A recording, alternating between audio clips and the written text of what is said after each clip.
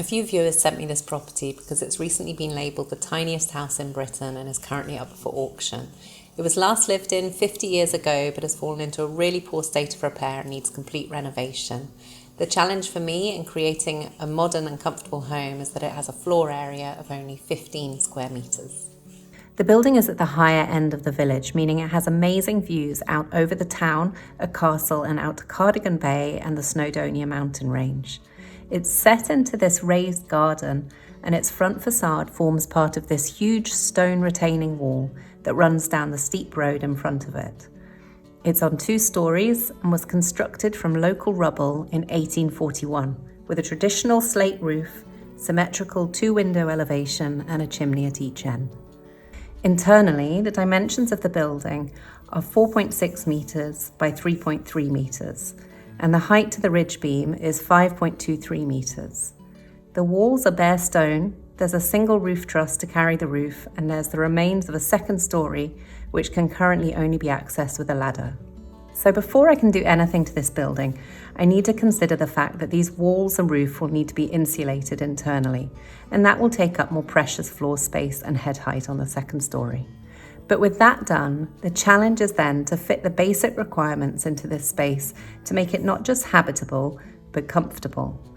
So my aim is to get a proper stair in to access the 1st floor, a WC and basin, which would need to be on the ground floor to meet regulations, a shower, a kitchen, a living space, and a bedroom, along with some storage for clothes. So the one element out of those that is at the least flexible is the stair.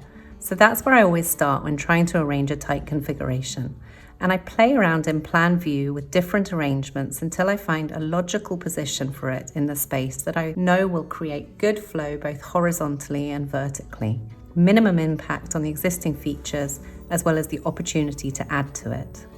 So putting it here by the door means I can wind it up past the window without blocking off that source of light.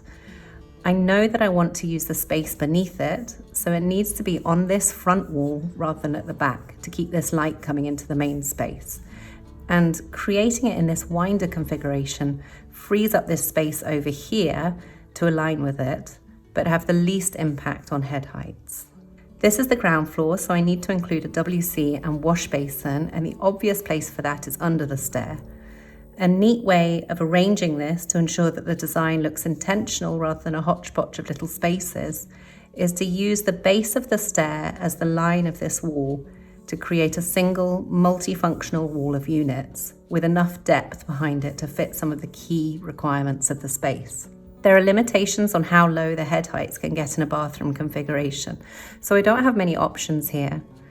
Initially, I fit a shower in this area under the steps, but with the ceiling sloping sharply down, the quality of space started to feel compromised. Plus, I needed to fit a kitchen somewhere, and really, the remaining space is so tiny, just 2 units would eat into it dramatically.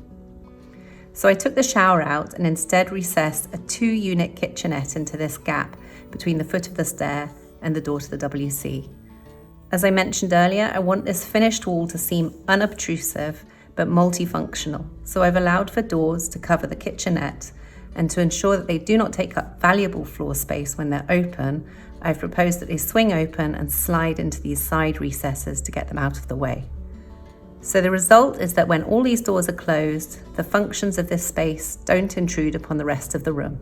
They can all be closed away and forgotten about. But when they're open, this room becomes the floor area for your kitchen.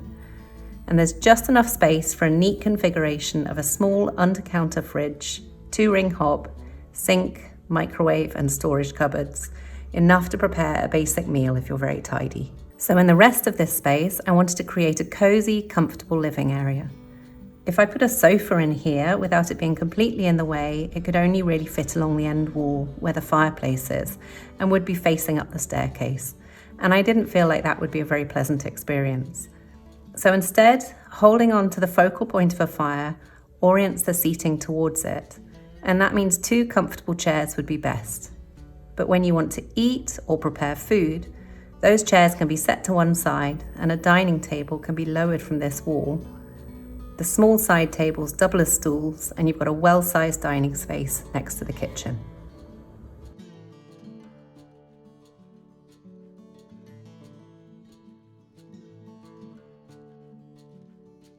Upstairs is where I've put the shower, and I decided to do this so that it could have enough space to be a comfortable size, and having one wall that is translucent glass allows light in while maintaining privacy from the windows.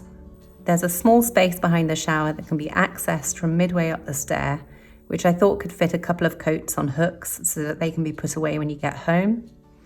And round to the other side of the shower is a small amount of clothes storage, both hanging space and drawers, that could be just enough if you're staying here for a short amount of time.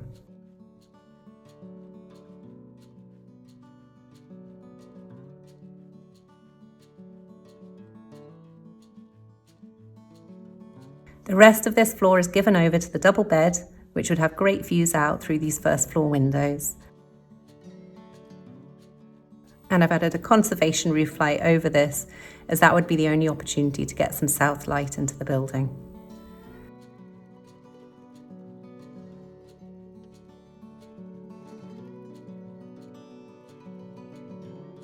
So that's how I'd turn the tiniest house in Britain into a home.